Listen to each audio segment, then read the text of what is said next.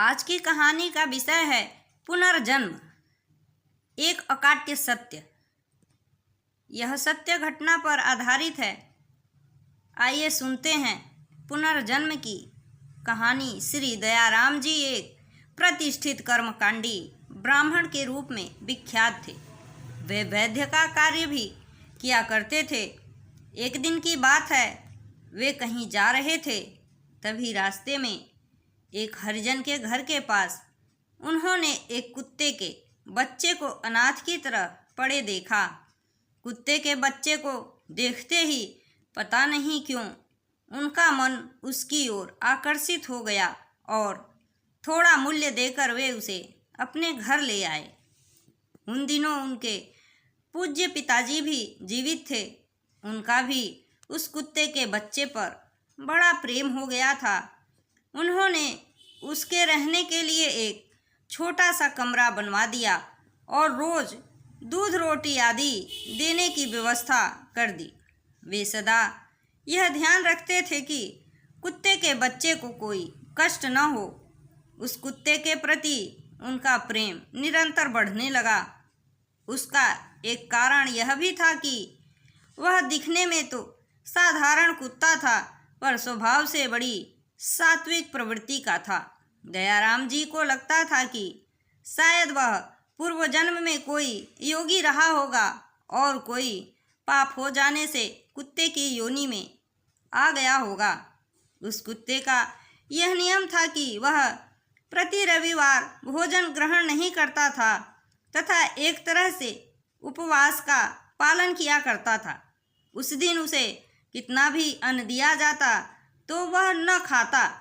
इसके साथ ही वह घंटों भगवान की मूर्ति के आगे सिर झुकाए बैठा रहता। इस प्रकार वह एक बड़ा ही विलक्षण व भगवत भक्त कुत्ता था। दयाराम जी के परिवार ने उसका नाम रखा नागरीदास। वह भगवान की कथाएं सुनते सुनते सिसकियां भरकर रोया करता।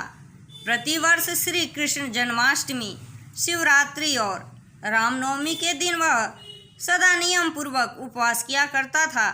भूल कर भी ऐसे पर्वों पर अन्न नहीं खाता था।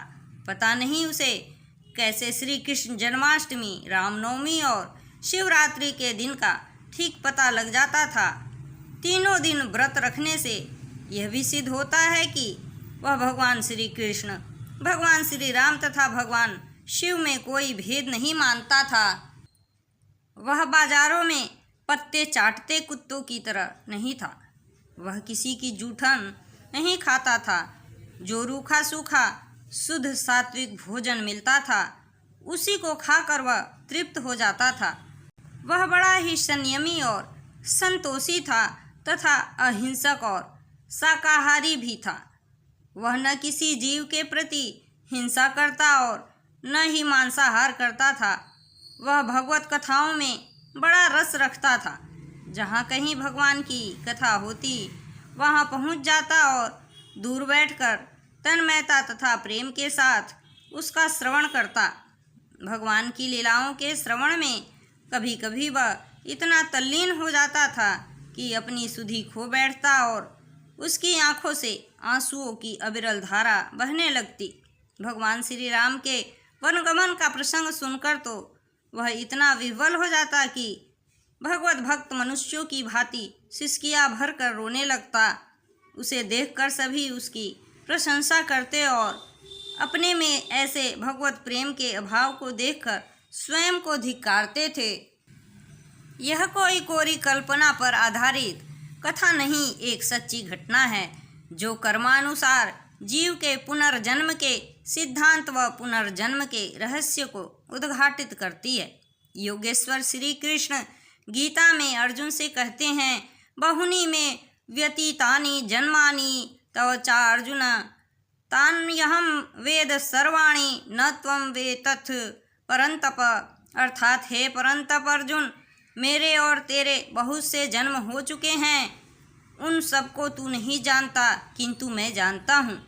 हमारे पूर्व जन्म के संस्कार अगले जन्म में भी अवश्य ही अभिव्यक्त होते हैं। निश्चय ही नागरीदास का पूर्व जन्म जप तप व्रत में ओतप्रोत रहा होगा। किसी कर्म फल के तहत ही इस जन्म में कुत्ते की योनि मिली होगी। साथ ही पूर्व जन्म के अच्छे संस्कार इस जन्म में भी अभिव्यक्त हो रहे थे। आज की कहानी यहीं पर समाप्त होती है। जय हिंद, जय भारत।